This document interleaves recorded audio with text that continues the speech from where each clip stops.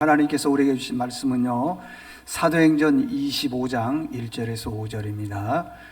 신약성경 231쪽에 있습니다. 231쪽 사도행전 25장 1절에서 5절. 이 계시의 말씀을 봉독할 때에 살아계신 하나님의 음성을 들으실 수 있기를 바랍니다. 베스토가 부임한 지 3일 후에 가이사랴에서 예루살렘으로 올라가니 대제사장들과 유대인 중 높은 사람들이 바울을 고소할세 베스토의 호의로 바울을 예루살렘으로 옮기기를 청하니 이는 길에 매복하였다가 그를 죽이고자 함이라.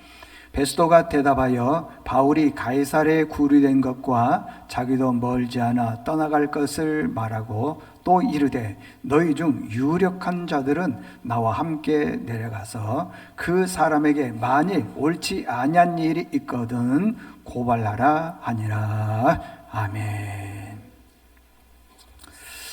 할렐루야. 옆 사람과 인사합니다. 사랑합니다. 은혜 받으시다. 시작. 사랑합니다. 은혜 받으시다. 감사합니다. 예, 오늘은 그리스도인의 능력 이런 제목으로 말씀을 전하겠습니다. 25장을 보게 되면은요, 이제 총독이 바뀝니다. 24장에서는 벨릭스라고 하는 분이 총독이었고 25장에 와서는 베스토라고 하는 총독으로 이렇게 바뀝니다. 이 총독이 바뀌니까 유대인들이 대제사장들과 함께 모여서 이렇게 얘기를 합니다. 바울을 신문을 하고 재판을 받는 걸 예루살렘으로 데리고 가서 좀 재판을 받자. 예루살렘으로. 왜 예루살렘으로 데리고 가서 재판을 받으려고 그러느냐? 간단해요. 예루살렘에 가는 길에 중간에 암살단들이 숨어 있다가 이제 바울이 예루살렘으로 끌려가게 되면 중간에서 바울을 죽이려고 그렇게 하더라는 것입니다. 3절 다 같이 한번 보도록 하겠습니다. 여기 있어요. 다 같이 한번 읽어보겠습니다. 베스토 시작. 베스토의 호의로 바울을 호송하니까 이는 길가에 매복하였다가 그를 죽이고자 함이더라. 아멘. 그러니까 이제 바울을 예루살렘으로 데리고 가서 재판을 받게 합시다. 이제 총독이 바뀌었으니까 말은 그렇게 하지만 실질적으로 중간에 누가 있냐? 암살단들이 매복해 있다가 바울을 죽이려고 하더라는 것입니다. 여러분들, 이 바울을 왜 이렇게 유대인들이 대제사장들이 이렇게 바울을 죽이려고 할까요? 이유가 뭘까요? 바울은요, 잘못한 게 없습니다. 죄가 없습니다. 23장 29절에 보게 되면요, 이렇게 있어요. 한 가지도 내가 그 사람의 죄를 발견한 적이 없다. 바울의 죄를 발견한 적이 없다라는 것이에요. 오늘 본문 7절에 보게 되면요, 7절에 보면은요, 이렇게 얘기하고 있어요. 그가 나오매 예루살렘에서 내려온 유대인들이 둘러서서 여러 가지 중대한 사건으로 고발하되 능히 증거를 대지 못했다. 그러니까 이 중대한 사건을 얘기를 하는데 증거를 못 대는 거예요. 여러분, 죄인은 증거가 있어야 될 거 아니겠습니까? 증거가 없는 거예요. 증거가 없다 보니까 이 중대한 사건이라고 얘기를 했는데, 이 중대한 사건은 나라를 전복, 다시 말하면 구테타를 일으켜서 정권을 잡으려고 하는 거예요.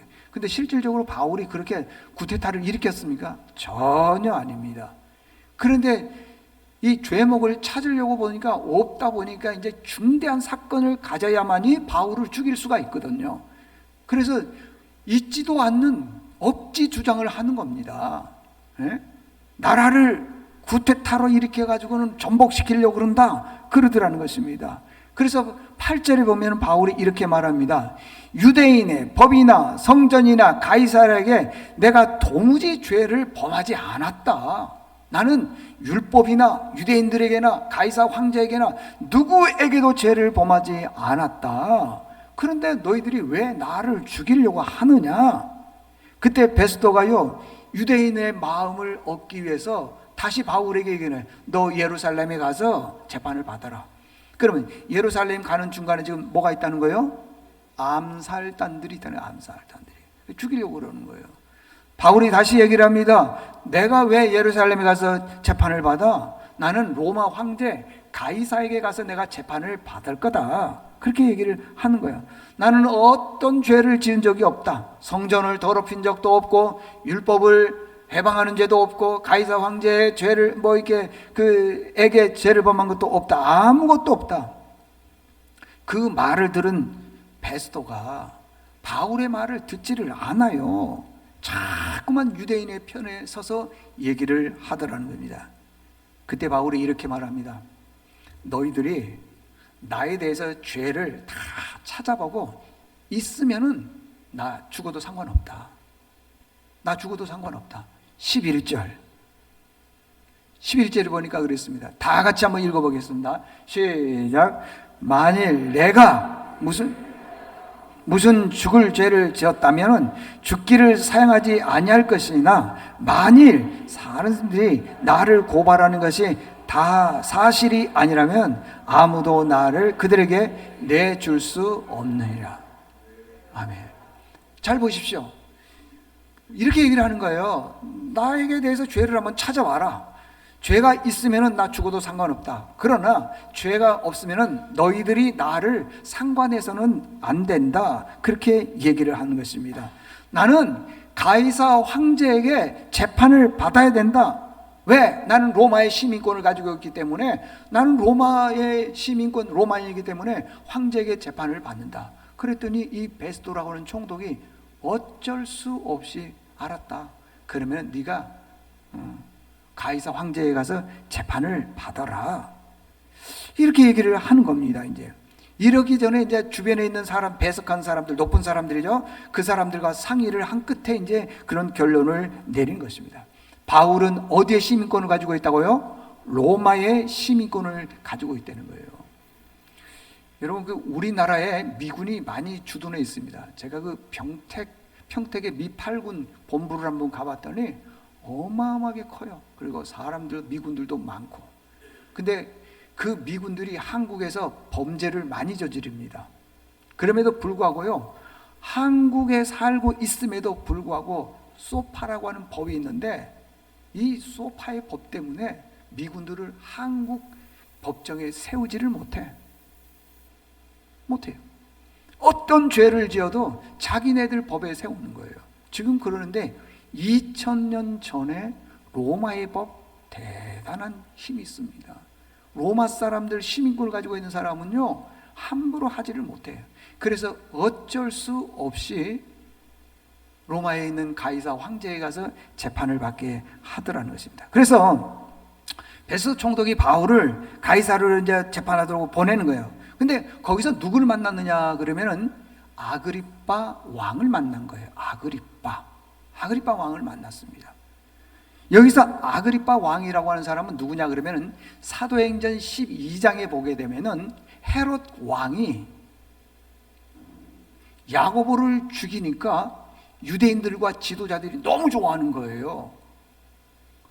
근데 야고보보다 더 큰 사람이 있는데 누구냐 그러면 베드로입니다. 너무 좋아하니까 이제는 베드로를 죽이기 위해서 잡았어요. 그리고 죽이려고 봤더니 마치 유대인의 절기 무교절이 있었습니다. 그 절기 때는 사람을 죽일 수가 없으니까 감옥에 가둬뒀던 사람인데, 그 사람이 누구냐 그러면 헤롯이에요. 다시 말하면 아그리빠, 똑같은 말이에요. 그리고 뒷장으로 가게 되면은 이 헤롯이 많은 사람들을 모아놓고 연설을 하는데 얼마나 연설을 잘하는지 마치 그 연설이 신과 같았다. 기가 막히게 연설을 하는 거예요. 말을 잘하는 겁니다. 신과 같은 연설을 하는 거예요. 사람의 소리가 아니라는 거예요. 그때 그 얘기를 듣고 이 아그리빠, 헤롯 왕, 똑같은 말입니다. 그 헤롯 왕이 영광을 하나님께 돌리는 게 아니라 다 자기에게 돌리는 거야. 내가 능력이고, 내가 잘하고, 나 이렇게 되는 겁니다. 그랬더니 하나님께 영광을 돌리지 않고 자기 잘난 맛에 살다 보니까 하나님께서 그를 치셨어요. 치니까 어떻게 됐냐 그러면요, 벌레들이 있죠. 벌레들이 어디서 나타나지 모르게 아그리빠 왕을 다 갉아먹어버려. 자, 사도행전 12장 23절 다 같이 한번 읽어보도록 하겠습니다. 시작. 헤롯이 영광을 하나님께 돌리지 아니하므로 주의 사자가 곧 친히 벌레에게 먹혀 죽으니라. 그 사람이 누구냐 그러면은 아그리파 헤롯 왕이더라는 것입니다. 그러고 나서 이제 왕이 교체가 됩니다. 여러분, 마태복음에서부터 사도행전까지 그 왕을 보게 되면 헤롯 왕이 4명이 나옵니다. 4명 헤롯 왕이. 근데 오늘 본문의 왕은 맨 마지막 헤롯 왕. 당시에는 사람의 이름이 있지만은 왕이 되게 되면은 왕의 이름으로 바뀌는데 그 왕의 이름이 헤롯이라 이 말이에요. 그러니까 이제 4명의 왕인데 똑같은 왕으로 생각하고 있는데 아니더라는 것입니다. 오늘 본문 같은 경우는요, 헤롯 아그리파 왕이에요. 마지막 왕입니다. 자, 베스토 총독이 헤롯 왕에게 말을 하는 거예요. 어떻게 말을 했냐 그러면은, 내가 로마에서 총독으로 보냄을 받았어요. 유대로 보냄을 받았는데 나보다 먼저 왔던 총독이 있어요. 24장에 있는 총독 이름이 벨릭스. 이 벨릭스 총독이 나에게 큰 문제를 하나 주고 갔다는 거예요. 뭐냐 그러면은, 바울이 아무 죄도 없는데 로마 시민권을 가지고 있는 이 바울을 신문하는데 죄가 없으니까 그냥 감옥에 가둬뒀다는 거예요. 유대인들과 제사장들은 바울을 죽이려고 하고 있죠. 근데 바울은 보니까 죄가 하나도 없죠. 이 일을 어떻게 했으면 좋겠느냐는 거예요. 아무리 신문을 해도 죄가 없는 것입니다.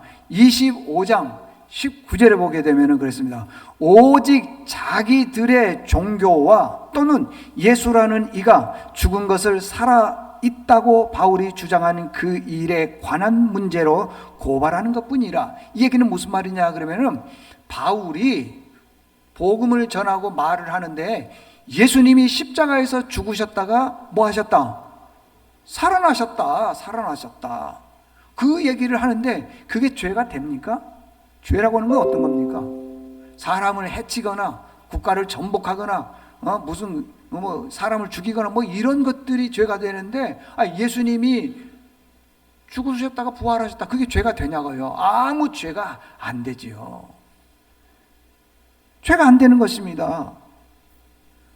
그런데 성경에 보게 되면은요, 바울이 복음을 전하는데 얼마나 많은 고통을 겪고 있는지요. 사도행전 14장 19절에 보니까요, 유대인들이 안디옥과 이고니에 와서 무리를 충동하여 그들이 돌로 바울을 쳐서 죽은 줄로 알고 시외로 끌어내치니라 그랬어요.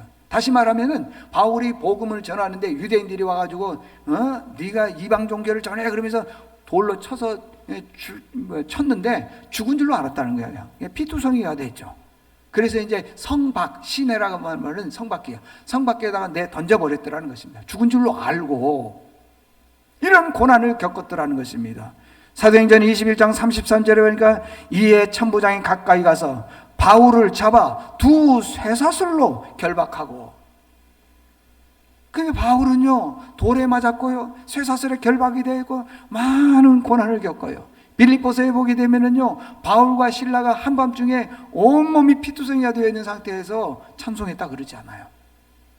많은 고난을 겪었습니다.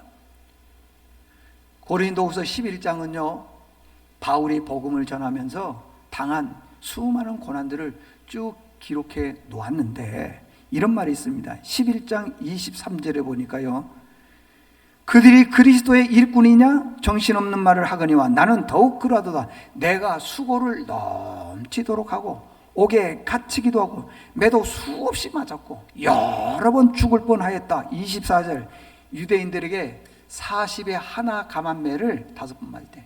이 말은 무슨 말이냐 그러면은, 사람을 매로 때리면은 40대 정도 때리면은 대부분 사람이 죽더래요.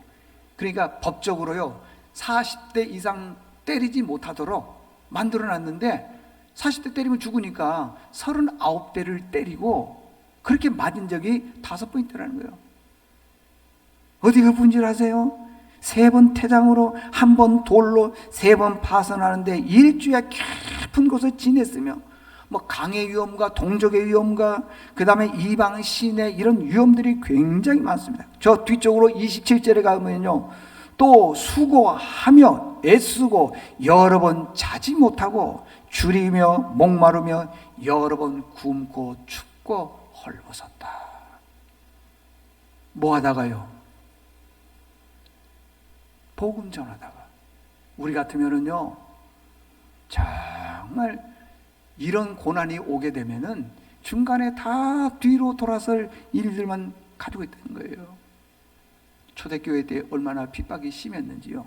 예수 믿는 사람들을 잡아다가요, 옥에 가두는 것이 아니라 한 광장에 놓고요, 어머니가 보는 데에 그 아들을 죽이는 거예요. 죽이는. 그러면서 하는 말이, 그 어머니에게 얘기하는 거예요. 네가 예수를 모른다고 한 번만 해라. 초대교회사에 나온 내용이에요. 그러면 네 아들을 살려주겠다. 근데 그 어머니가 뭐라고 그러지 아세요? 아들아, 잠시 후에 천국에서 보자. 여러분, 이런 능력이 어디서 나옵니까? 이런 능력이.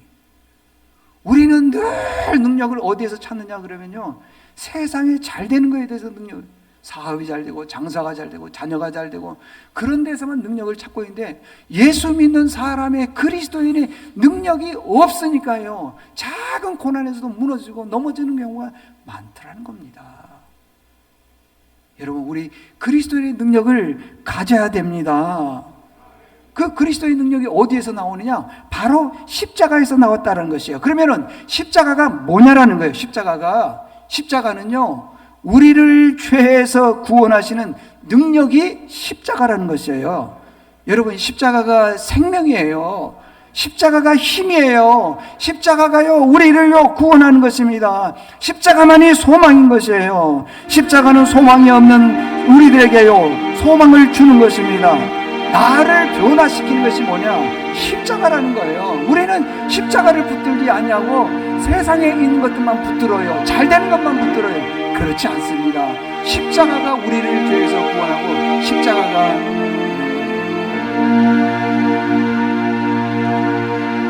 목적도 없이 나는 방황했네. 소망도 없이 살았네. 그때의 모자른 난 그 손길 나에게 새 생명 주셨네. 험한 십자가에 능력 있네. 거기서 나의 삶이 변했네.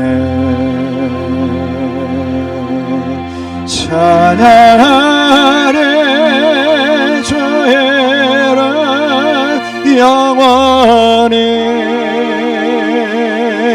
주의 십자가는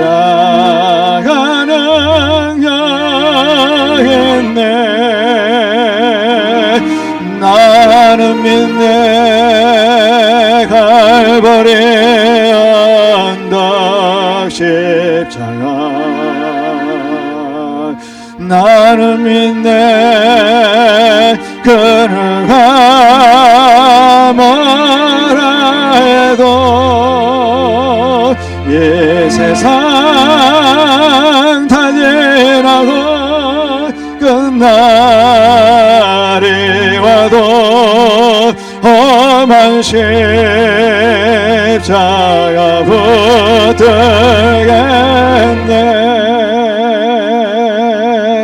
나는 믿네. 십자가에서 못 박힌 주 오늘도 새 삶을 주시네. 날 새롭게 하셨네. 나는 새 비전을 십자가 잡고 살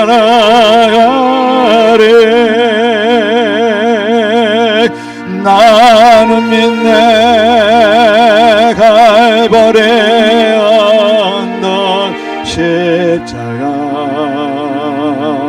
나는 믿네 그 누가 뭐라 해도 이 세상 다 지나고 끝날이 와도 험한 십자가 붙들겠네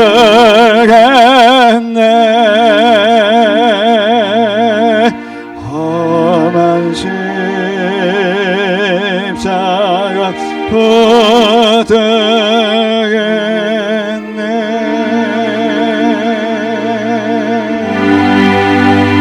아버지 사랑 내가 노래 다 같이 부르겠습니다. 아버지 은혜 내가 노래 그 사랑 변함없으신 거짓 없으신 성실하신 그 사랑 상할 때 꺾지 않으시는 꺼져가는 등불 끄지 않는 그 사랑 거짓 없으신 성실하신 그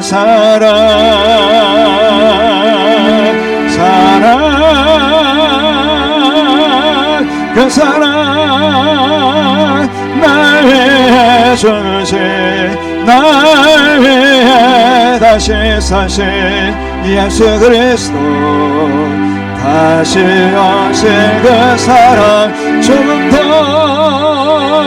생명도 천사도 하늘의 어떤 권세도 끊을 수 없는 영원한 그 사랑 예수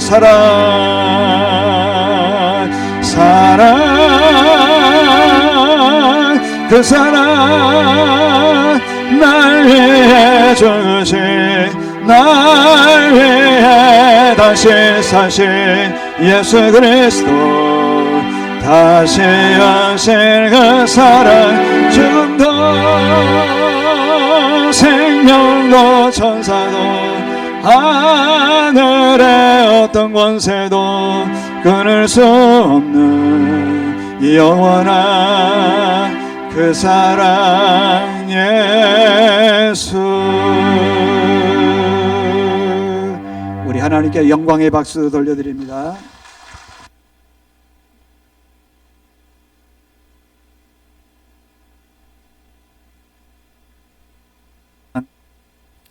월 화요일 날 제가 세미나를 다녀왔습니다.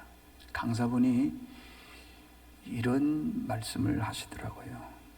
우리 한국에 있는 그 교인들 중에 대부분이 종교인이다. 종교인이 뭐냐 그러면은요, 그냥 주일이니까 와서 한번 딱 예배를 드리고 들었던 말씀 기억도 안 나고 그 말씀대로 살려고 하지도 않고 무엇을 먹을까 마실까 입을까 세상적으로 살아가는 사람을, 교회 온 사람을 향해서 종교인이다 그러더라는 거예요. 그분이 그렇게 얘기를 하는 거예요. 종교인은 구원의 확신도 없고요, 종교인은 지금 죽으면 내가 천국 갈 수 있다는 확신도 없다라는 거예요. 대부분이 종교인이라는 거예요. 여러분들은 지금 종교인입니까? 예수 믿는 그리스도인입니까? 그 종교인들은 다 그렇게 생각을 한대요.